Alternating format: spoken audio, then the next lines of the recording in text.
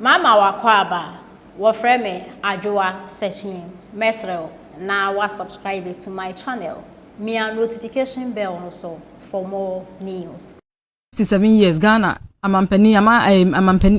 ahodo mabako aye ne pempenso ya bedru Ghana yakoya nim nene nansa na me madamfo bi kasa akwa di Sierra Leone juma de ne ko Sierra Leone na odikan ko Liberia office Sierra Leone obeko Nigeria na kasa na me ne kasa nkoma na yedi asem okan nansa anima o cross Ghana border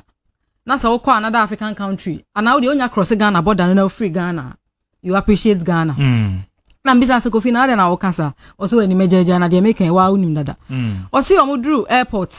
na se omu yi omu passport na omu check immigration officer na check no hu se Ghanaian passport was Ghana Kwame Nkrumah's country we love your president Akufo Addo we love Akufo Addo he's doing well he's doing so well it is say na so omu chese omu omu chese omu so Ghana da na chese osi eni omu kasa na chese osin agume na the way other nationals ni appreciating na Addo dan Akufo Addo no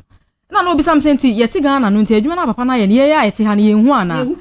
ye hu kra yenka because osi Sierra Leone Liberia obia bi na no Akufo Addo obia bi na no Akufo Addo se obia ebo na Addo dan Akufo Addo aba so se baby odi Ghana edru Ghana enya ni munyam na ba akokra de o se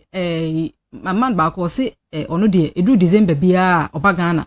because what is a festivities bebre ko so wa ha na some years ago na entisa na say sa de na ye year of return beyond the return destination Ghana ne sa niam ahodo na ye no ama Ghana enya ni munyam sonku bi Ghana nkasa ye the beacon of hope of Africa the gateway to black African emancipation enti sa year of return ni ade na Addo dan Akufo Addo ni NPP de ba ye no kra sa ma Ghana ni mate more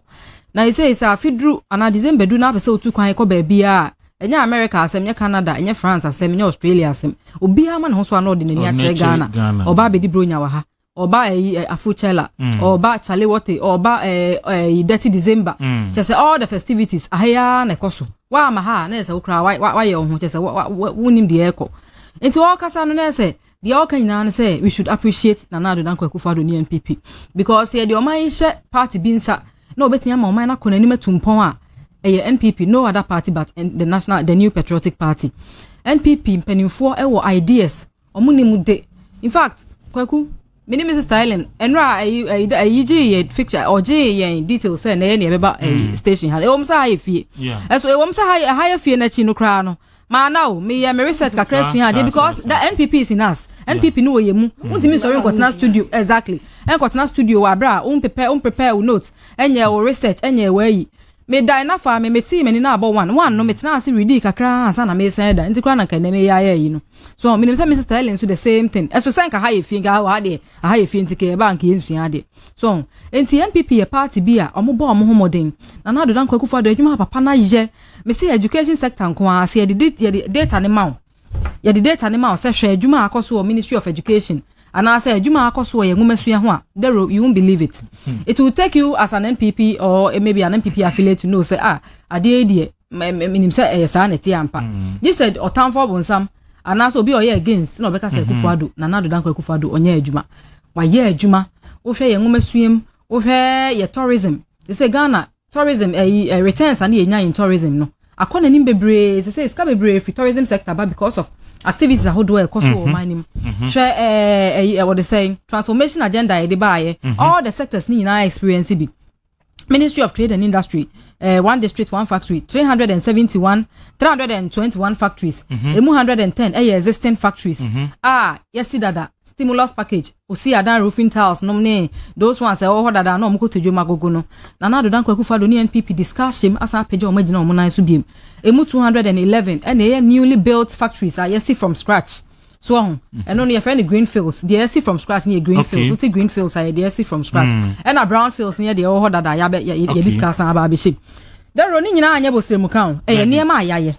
say your performance tracker performance tracker so log on projects ni nyina wo ho we obi aye chinyigifo a pictures wo ho locations wo ho it is kana so so nyini ya obehu say we yes ya okede we yes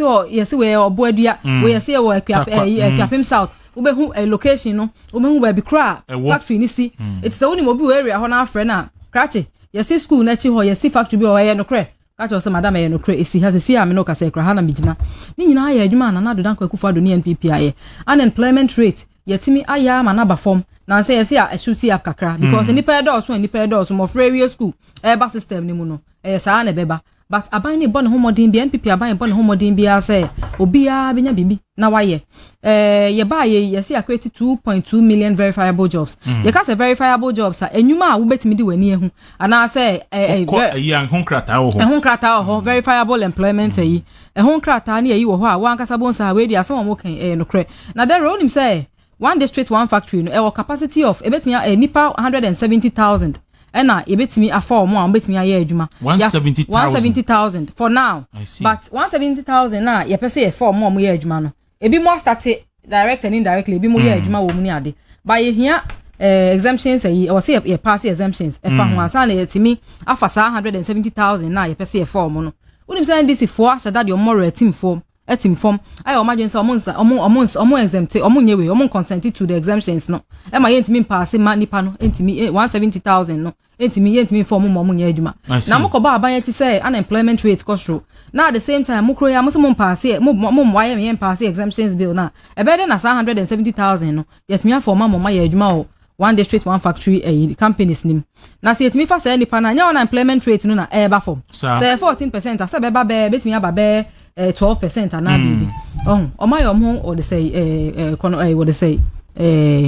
me who word am you say mambo for matia my yanka no kro I had the bia me ka say ha ye fi nti me ka no kro NDC for and asema me be kan MPP ni bia wutie me ubu ofu sedan a eno hunti na 7th in December so kokoto aba Emma Dr. Baomia ne bu MPP parliamentary candidate emfa woni asema asi wonsi enya sa hang parliament eno hunti no mudi nsem woni se na wotena ho ese national cathedral edi ni panyina one national cathedral so udi omo atem asofo mpanyin fu ba so nyina mudi omo nyina atem siya ma omo nyina de amemeni fini abufuo si ade ne yenya biom Say almost said that. Every radi and tell me cause omo nkwa na no mo ati so. Almost said that say. You be do am wasan. Who say nipa no kwa ebe ye no kwa ponche say omo de yaw na agyan. Na omo ntimi ansi. Na wa ye wo ho anoma kokone. Wo ha ko gina soro ho. Akọ say nsuo na ni nrade ma ye mo ho ade abegina ase ho say ye ntimi ansi ntimi besi na nado atwetwe. Nyame na musi na atwetwe. Sa omusu ban na ebi no ne tax exemptions there wo kan. Enye nipa bone sam ena yamwa enka tax exemptions are yede ma companies are one district one factory no what na so say mo mpene na wo bia wa begina ho aka chense na mo one district one factory na enya adwuma esa afi we ye be magana fo nyina ehu se me kan ye no wo fie wo nia papa wo nia ba wo maame o join NDC pe na adwembone no se de wo injection no se de mo aduani sa party no wo nya hye kala ni fa mo kala ni mi nhye bi da be bi mfa me ho da wo da tare green ma me de beche spirit because ebe show mu a no aye nipa bonini why abro why obi on person man kostu yi eno ni NDC MPs no omo ye nipa bonifo omo ya abro omo mpesa Ghana ekostu yi no crepa me nua ba e me de pass all the honor